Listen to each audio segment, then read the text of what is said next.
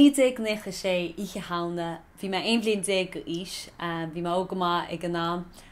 mar sin ní cuineachlam mór an roach, nó rudí hasan amacham ná gneachan chlán ar fad sir go TG Car. So in ar hiigmud da riide an táhacht amháin leis méidir bhí tarlú cheapmud a go cóisiir mór, bhí an ceúr a mór mílteach, bhí tinta alína tuspáintais, bhí na hadas flowers a cása an náam formud ar fad painted ar go déadin agus cóisiir mór mílteach a bhí an ach an rud is mú a hasan amacham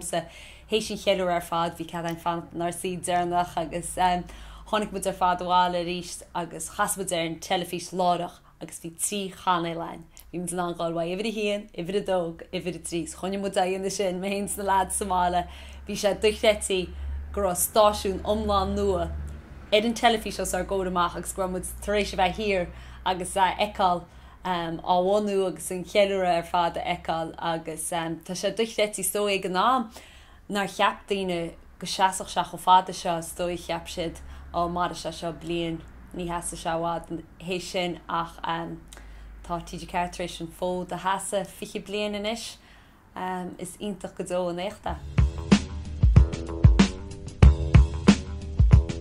Bei ceúra mór míteachain í deún agus is ionintach nuair gur ihe hána tá siadm go gudanse sin go mór leis an atmosfér agus bei character éagsúla harttíimpa freisin bid go gurach siad fatis ar chupla duine ach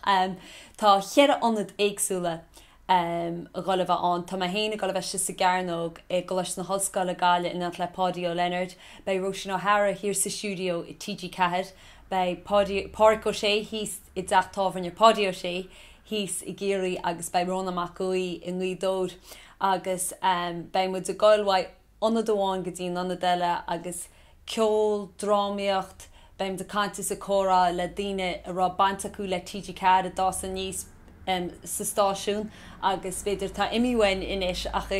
gar a cuioine cín daine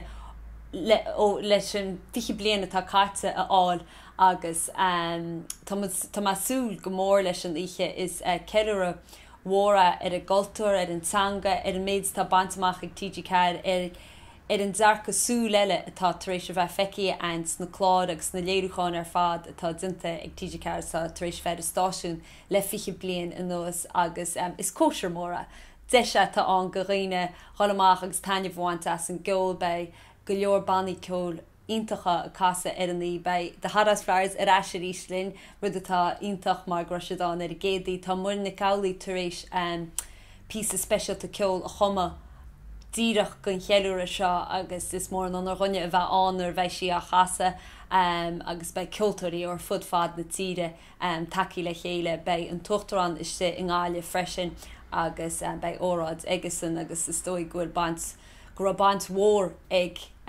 míádío hi gén le bonú TG Cahad agus tá áit speisialta in chrí tá me cínte gon stáisiún agus bei an fís a sprían.